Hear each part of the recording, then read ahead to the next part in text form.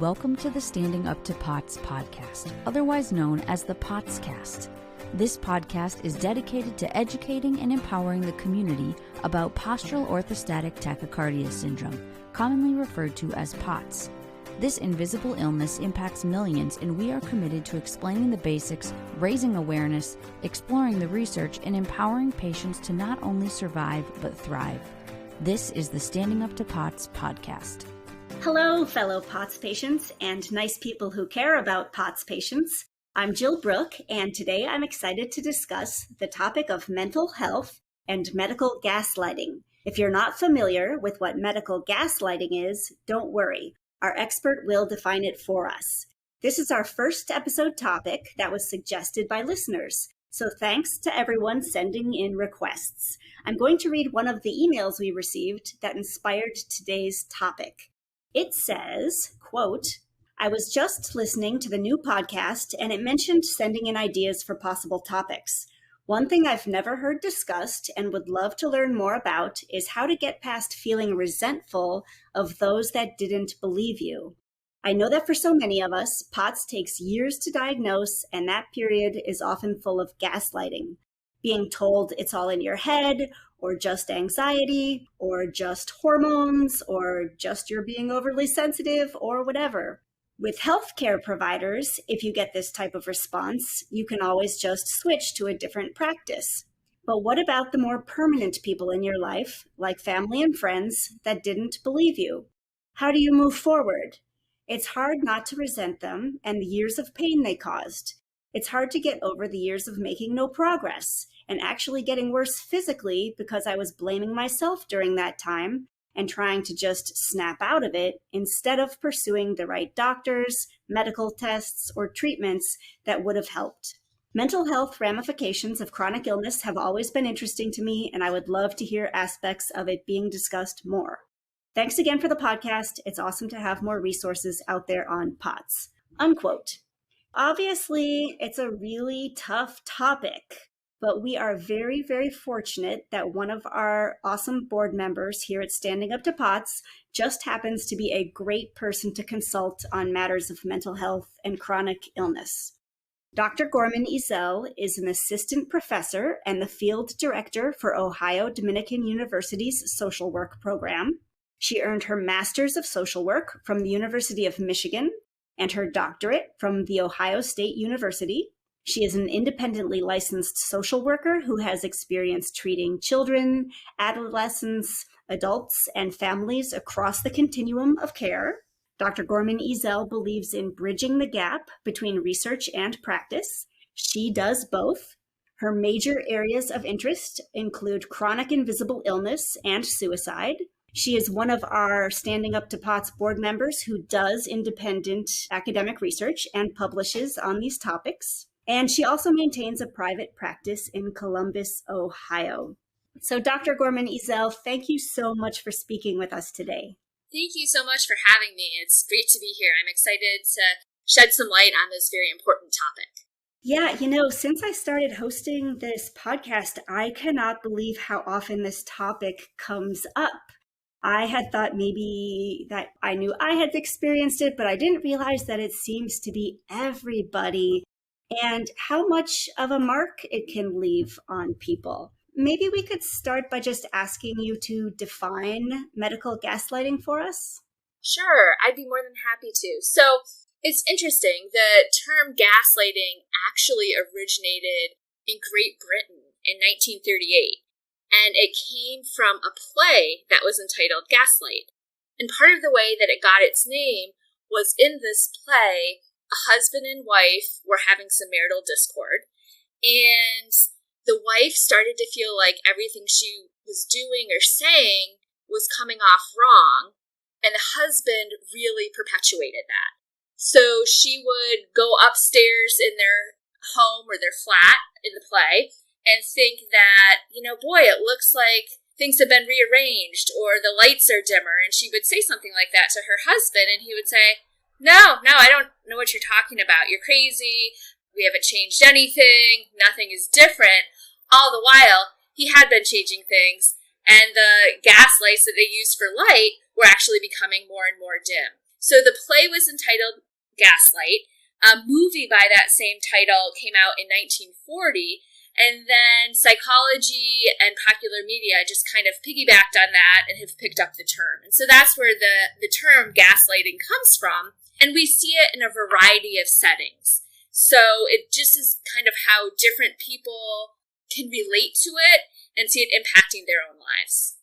Is it correct then it involves having somebody question their own perception of reality by maybe minimizing what they're experiencing or belittling it? Absolutely. So gaslighting really is also a form of psychological abuse. And the aim of this abuse is to make the victim question their sanity, feel, if you will, crazy, and start to question the experiences in their environment. And perhaps the most damaging part of gaslighting is that individual starts to question their sense of self.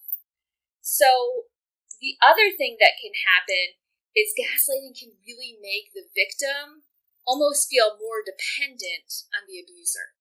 You know, as I was getting ready to talk about this, I was researching it, and I came across a couple of the things that you had said, and I thought to myself, wow, this is really a big deal. This can be serious.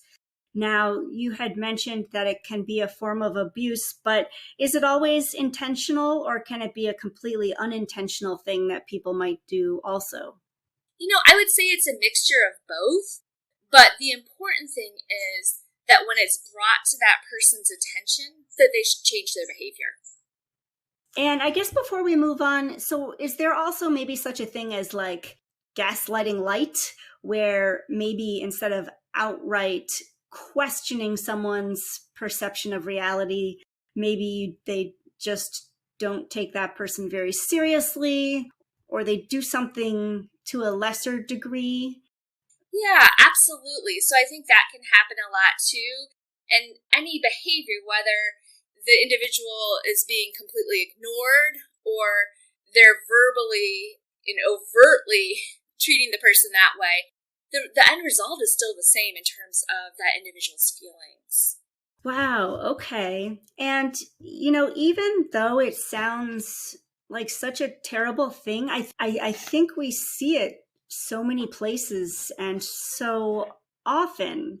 Is that what you experience when you look at the medical world? Do you see that this is maybe more prevalent than it ought to be? Absolutely. And I can even tell you a little bit from personal experience. I have two young boys that are twins that both have invisible medical illnesses. And my one son in particular suffers from seizure disorder that's really difficult to control. And so we have seen countless specialists to try and, get him on the right medications and figure out what we can do to help him. And with a few of the physicians, they've even said, I know you're saying this, we've only caught some glimpses on EEG, we really can't do anything else until you get a video of this happening. And as a parent and as a mom, my thinking is, if my son is having a seizure and needs attention, I need to be doing that instead of pulling out my cell phone and trying to get a video of this so you're going to believe me with what I'm telling you. I have no reason to lie to you or to tell you something that's not true. And so I think in the medical community, like with him, with individuals with POTS, with mast cell, all types of chronic invisible illnesses, this is happening a lot and a lot more often than we want to acknowledge.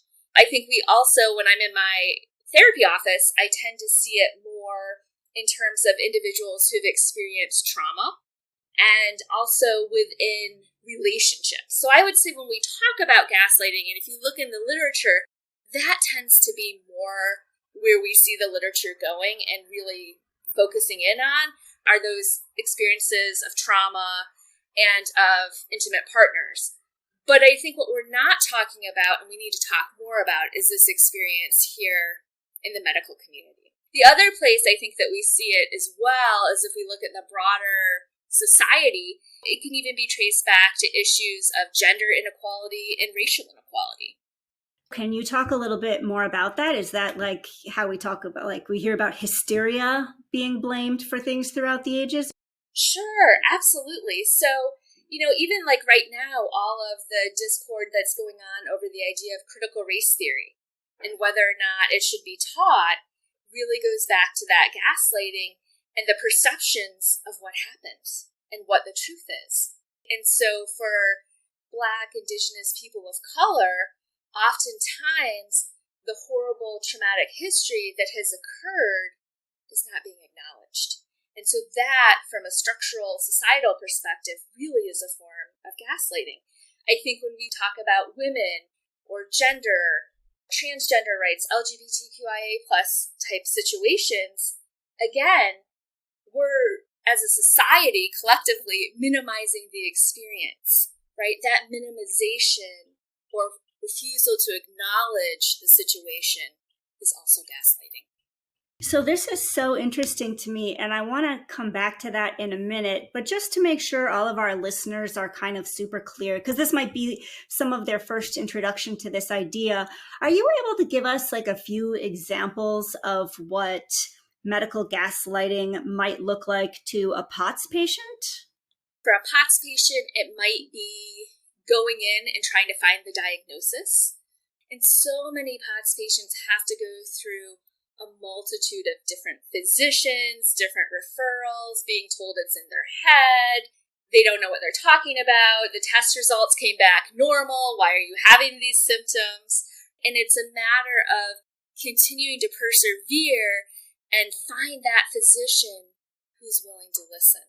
So that gaslighting is that experience of being told, you don't know what you're talking about, the medical test isn't showing this, I don't know why you're saying that you're passing out, I have no reason to believe this, you're in all this pain, but we can't see it, we can't find anything on the physical exam, I'm not sure what we can do to help you or if there is anything we can do to help you. As the physician quickly walks out the door, and the POTS patient is just left feeling so demoralized. And then that patient may start to question, well, is this really happening? Did I really pass out? Did, my heart rate really change? Is it in my head? And so you leave the office, it continues to happen. You're like, no, I really think this is happening. You go find another physician, you get a similar response, or you get a referral to all these other people that are completely outside. And oftentimes you might even get a referral to someone like me because people want to call it psychogenic, or in other words, in your head. And so because you think it's happening, you're somehow willing these physiological symptoms. And then if they blame it on things like just stress or just hormones or just being overly sensitive, is that gaslighting or is that a different phenomenon? That is a form of gaslighting because the patient is not being heard, especially if the patient, retorts with, well, no, I've had my hormones levels checked. I know it's not that. This isn't how my body responds to it. So it's the idea also medically that the patient isn't seen as the expert. In that medical relationship, the patient is the expert on their body. Nobody knows more about what's going on than that individual. And I guess in my mind, I look at the medical relationship, the helping professional relationship as a joint venture where if you think about, for example, flying an airplane, the patient really is the pilot. I see the professionals as the navigators. So, okay, here what's going on. This is how we're going to get you what you need. This is how we're going to alleviate the symptoms. But unfortunately, so often that doesn't happen. And it's interesting because as I've been doing the patient interviews for this podcast, pretty much whenever I ask someone if they have any message for others, their message is to not allow anyone to gaslight you. And I sometimes think, geez, I wish I had heard this podcast 20 years ago because I'm not sure why I was feeling like I needed to be so deferential to the doctors and I believed them. And and I feel like some people get the memo that you don't have to believe everything a doctor tells you. Right. Especially in that context. And I wish I had gotten that memo much earlier. But that leads me to my next question. Gaslighting seems to come up really often in POTS, maybe because there's so many vague symptoms that the medical community just tends to think nobody could genuinely, legitimately have that many, and so it must just be imagined or something.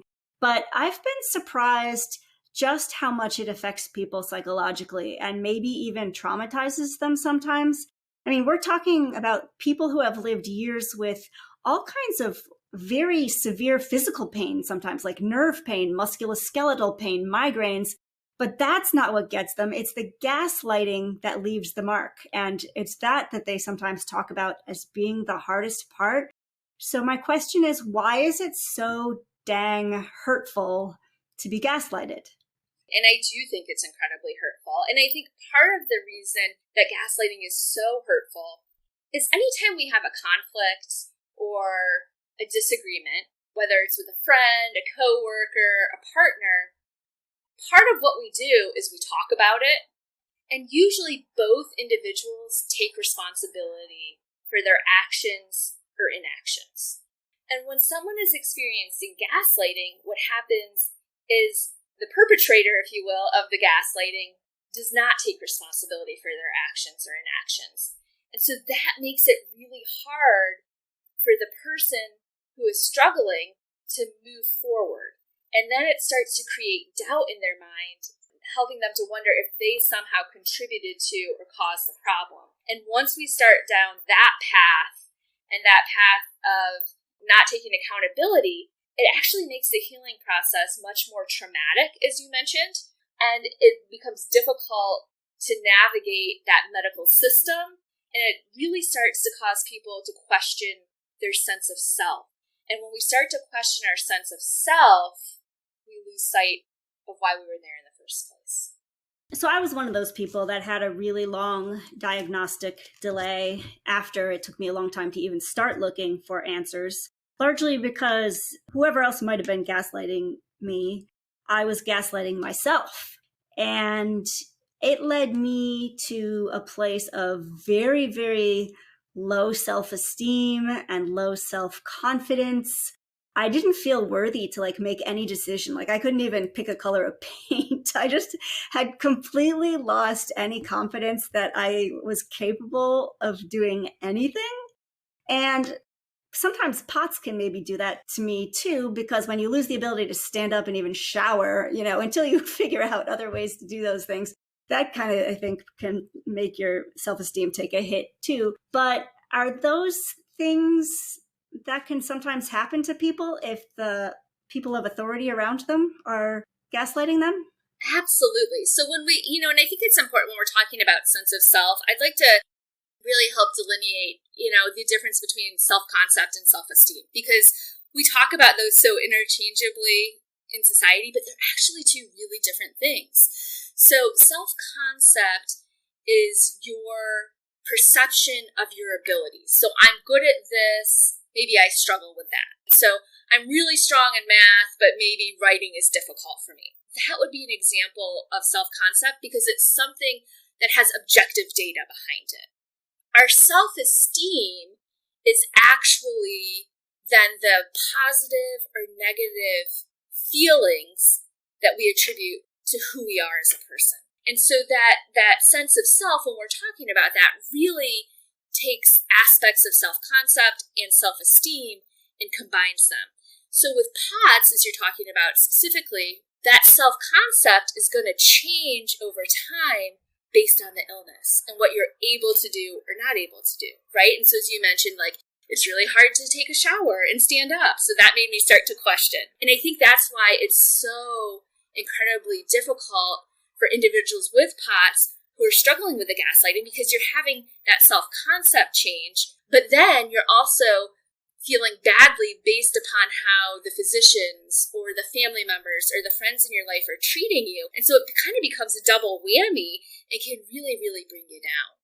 Yeah. And, I feel a little bit like anybody who's listening to this podcast right now has gotten far enough along that they must at least suspect that they have POTS or their loved one has POTS.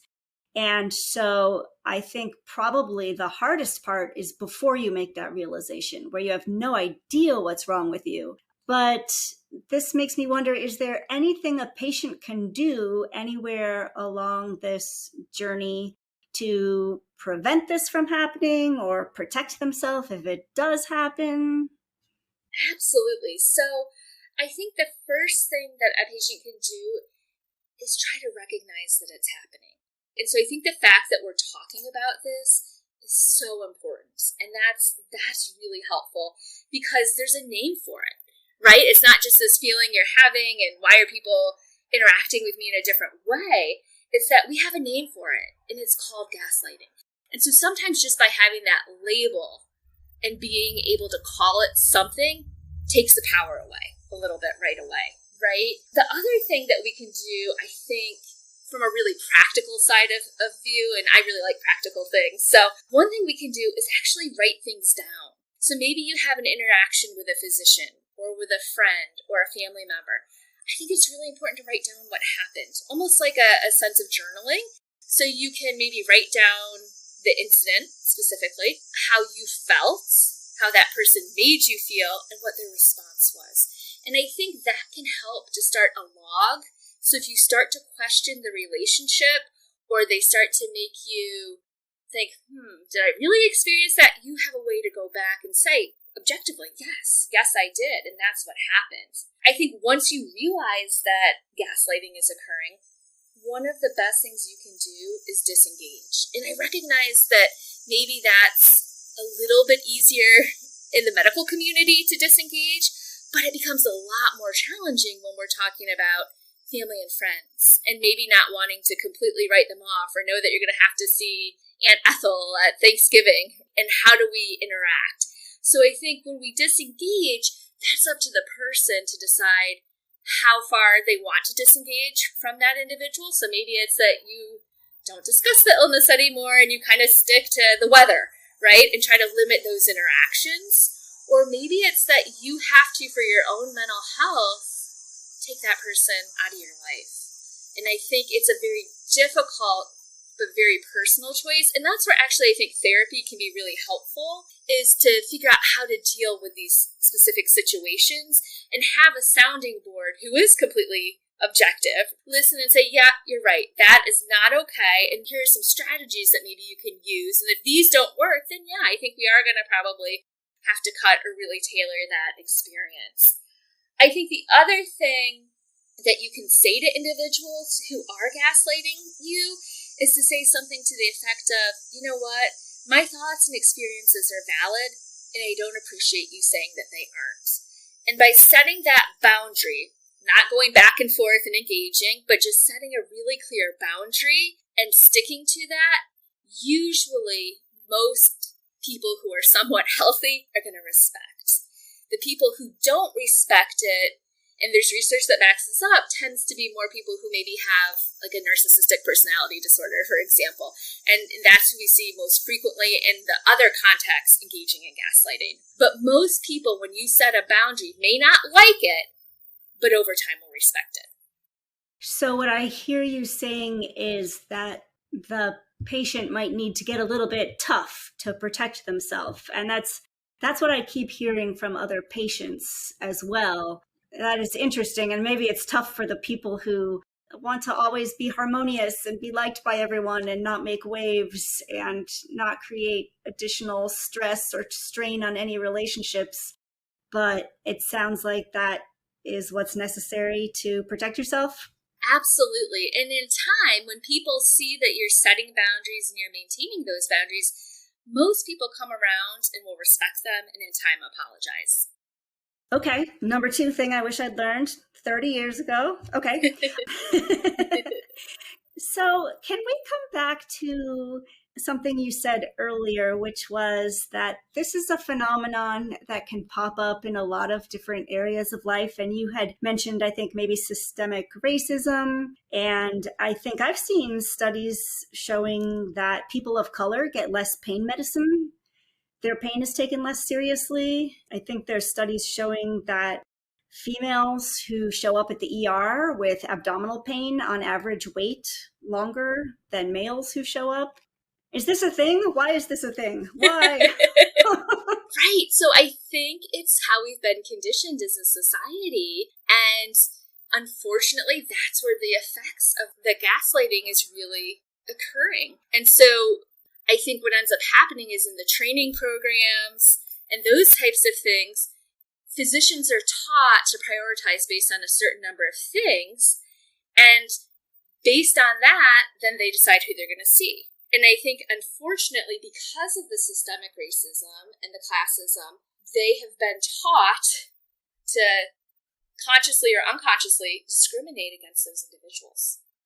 When I hear that as much as I hate it, that I've been gaslighted in my life, I'm probably guilty of having done that to plenty of other groups too. And I should be more aware of assumptions that I'm making.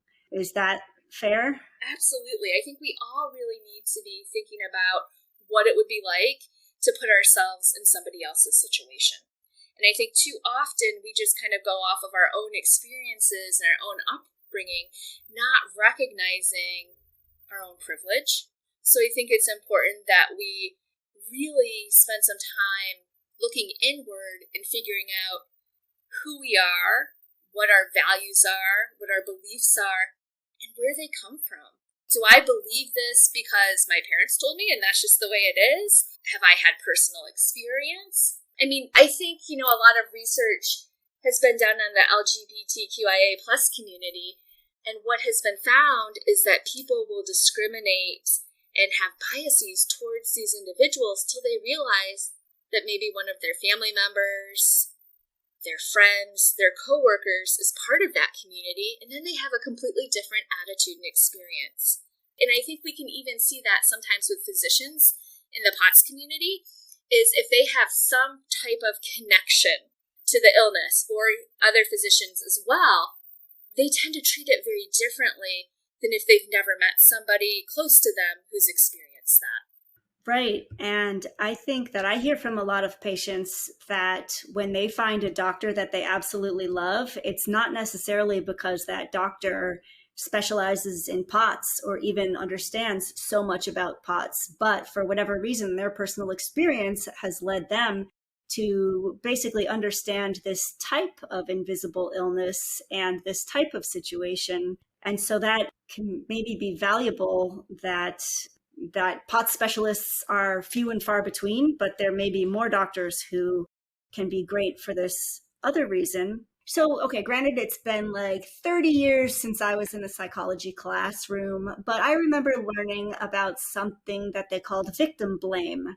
And I have no idea if this is considered legit anymore, but at the time it was discussed that, maybe sometimes it's human nature to almost kind of blame people for the bad things that happen to them because it is psychologically protective to the blamer. Because if you can think of a reason why this happened to someone else, then you're less likely to have to worry that it could happen to you. Because if just random terrible things can happen to perfectly nice people like you, then that's scary and anxiety producing. Do people believe in this anymore? Could that be a factor? Yeah, absolutely. So I think it's probably the term we're using now is like defense mechanisms. And it's sort of the same thing if you think about if you've ever lost a friend, family member, loved one. Usually the first thing, and there's all the jokes about it, but is denial. And when we're talking about denial, the psychology joke is, no, it's not a river in Africa. We're talking about the ability to really not be able to process what happened. And denial actually serves as a psychological protective factor because it allows us to integrate the losses that we're experiencing. And so, to your point, I think that the victim blaming serves as another type of a defense mechanism because then it doesn't have that physician or that loved one questioning why they can't figure it out, because we all have egos. Whether we want to acknowledge that or not, we all have egos.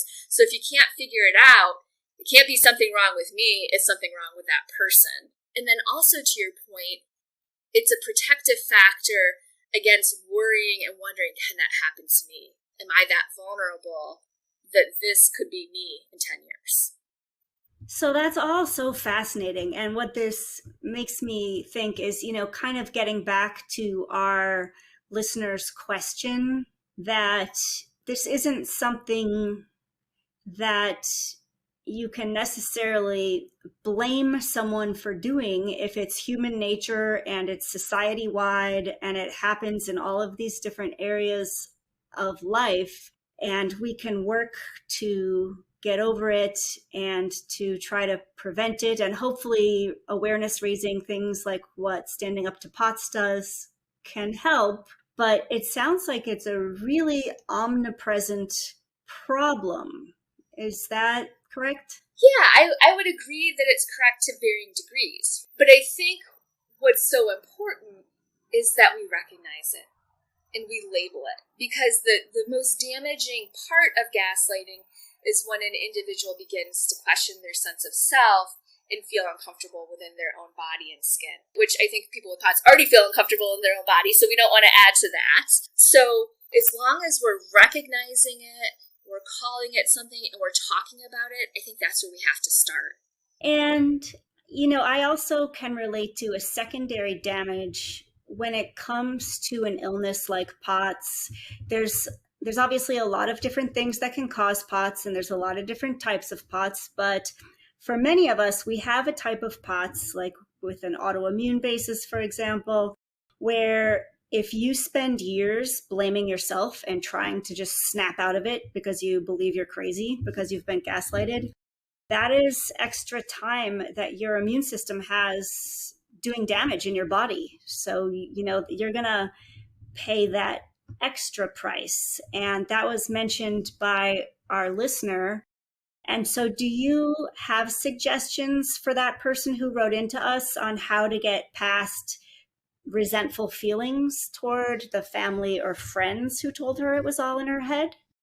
Yeah, absolutely. I think, one thing that's really important is to try and find validation elsewhere.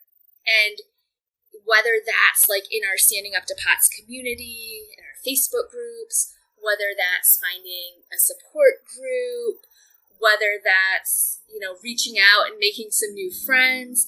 What's so important is that you have that support and you're getting those needs met from whoever that may be. So I think that's one of the first things to do. I think another thing to do is, we talked about some practical tips before. If you're talking with someone and the conversations start to feel really circular, that's often a sign that gaslighting is occurring. And so that circular conversation, I think, is a big red flag that it's a good time to disengage. Can you give an example of what you mean by a circular conversation? What would that look like? Sure. So a circular conversation might be, I had a really rough day today. I was in a lot of pain. I just felt really frustrated by it.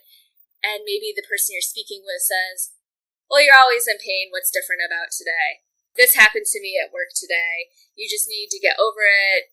We've been to the doctor. They haven't found anything wrong with you. I don't know why you keep talking about this. And so instead of trying to convince the person, right, and that's, I guess, what I mean by circular, is that going back and forth of trying to convince the person of what's going on and why your experience is valid. I think once we recognize that circular conversation, that disengagement is so critical. And then I think it's really important to go back and reflect on that journaling we talked about, because that also will remind you, no, this isn't the first time that I had this incident with this person. This is like the fifth. And every time it's the same. And so that again reminds you, okay, I've got to come up with an exit strategy to disengage, whether it's just exiting the conversation or on the other extreme, exiting the relationship. It's that disengagement that needs to be happening then, so there's not further damage to you. Got it. Okay. So I guess I come back to, once again, I'm just so grateful that this community just always seems so supportive of one another. And so I feel like there's always wonderful people to be found in this community if you need to find a group that's validating and understanding. Absolutely. I think it's wonderful that there is such a sense of community within this group. And I wish that more illness groups had similar situations. Yeah. And speaking as somebody who had POTS before there were any chronic illness communities, I definitely noticed a huge difference. I am so grateful. I kind of think of it as the dark ages before there was a Standing Up to POTS or other communities for that very reason that you're talking about. Right. Well, and it's so hard to navigate this system on your own, right? And I think that's why we also see such a high rate of completed suicide or suicide attempts among this group of people, especially before people are able to find individuals with whom we connect with, right? We know that social connectedness is such a protective factor against that. Wow. So do you want to throw in any practical tips around how people might try to create more social connections if they're in a tenuous spot right now? Absolutely. And I think, I will say this, like, I think for individuals with POTS, it's so difficult because it's kind of difficult to leave the house sometimes or get out of bed, which makes maybe meeting someone for coffee or going out to lunch a really challenging experience. So I think that's one wonderful thing about the internet and technology is that if you can find a group of people who you connect with, even if it's that you're posting and chatting in a group page all day and then kind of go to direct messaging or private messaging and kind of can build up that relationship, then maybe talk on the phone. That's a really great way to do it. I think however you can find someone to engage with, you should do it. Even if it's in like a video game community, whatever it takes, you need to find connection because connection really is so important. Yeah, boy, that certainly tracks with my experience. And this Standing Up to POTS community has been amazing. And I have to say, that's one huge thing I get out of doing so much volunteer work for the chronic illness community, because you just meet incredible people working side by side on an important mission. And at least my experience is that I get so much more than I give by volunteering in this space. And I think advocacy is so important too. And so whether you're doing it that way or you feel like you're connecting with others in another volunteer capacity that you can do remotely if you're not feeling up to going, that's wonderful too. Wow, this is all so helpful. Is there anything else that we have not yet said about gaslighting or about getting past difficult experiences from it? Anything else we should cover or mention? Yeah, I mean, I think, the listener who wrote in did ask for, some specific suggestions on how to get past the resentful feelings toward family and friends who told her that it was in her head. So I guess what I would say to her specifically is I also think it's important to acknowledge the resentment and anger, right? It's a very real feeling. And usually when someone experiences anger as an emotion, it has another partner emotion.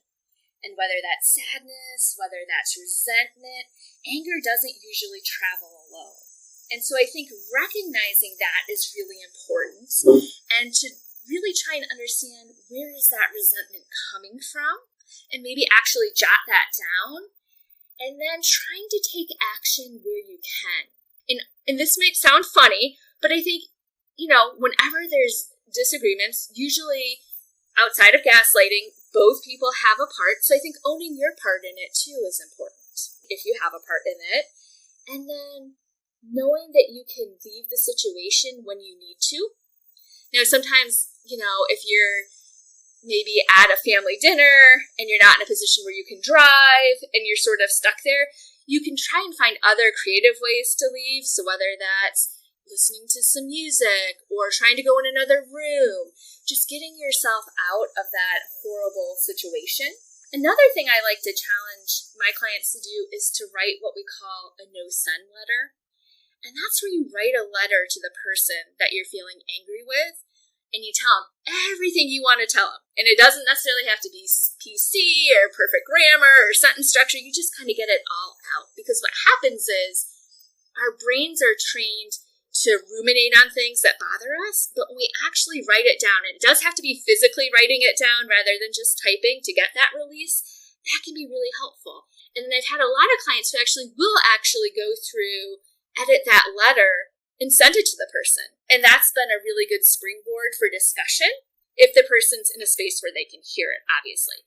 Sometimes people just aren't going to be able to hear it, but just the act of writing it out can be really, really helpful. Another thing that can be helpful, I feel like, is practicing gratitude. So even if things are going awful or you're having the worst day ever, try and find 3 things a day to be grateful for. Even if it's you painted your nails and you love the color of it, or that you woke up today and you got to watch your favorite TV show. I think it's just important to recognize that there are some good things happening to you right? It can be really, really hard on those really dark days, but if we can at least look at one thing that's going well, that can be really helpful. And then finally, I think I would say to that listener and all people is that we have to check our expectations. We may not get the result that we want or the quote-unquote perfect result, but if we're at least heard, that's a step in the right direction. Well, my first thing of gratitude today is that we have you to ask these questions of, because this was awesome. Dr. Gorman-Ezell, thank you so much for taking this time with us today. I know I'm kind of putting you on the spot, but could we invite listeners to write in other questions they might have about mental health and chronic illness for you? Absolutely. I'd be honored to answer them. I've really enjoyed spending time with you, getting this really important information out to the POTS community, and I am here to help in any way that I can. Thank you so much for having me. Oh my gosh, yay.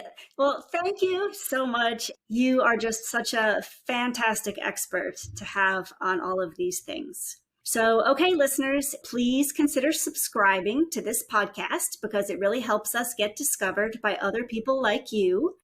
And as always, remember this is never meant as medical advice. Consult your medical team about what's right for you. But thank you for listening. Remember that you're not alone, and please join us again soon. You can find us wherever you get your podcasts or on our website, www.standinguptopots.org/podcast. And I would add, if you have any ideas or topics you'd like to suggest, send them in. You can also engage with us on social media at the handle Standing Up to POTS. Thanks for listening, and we hope you join us. This show is a production of Standing Up to POTS.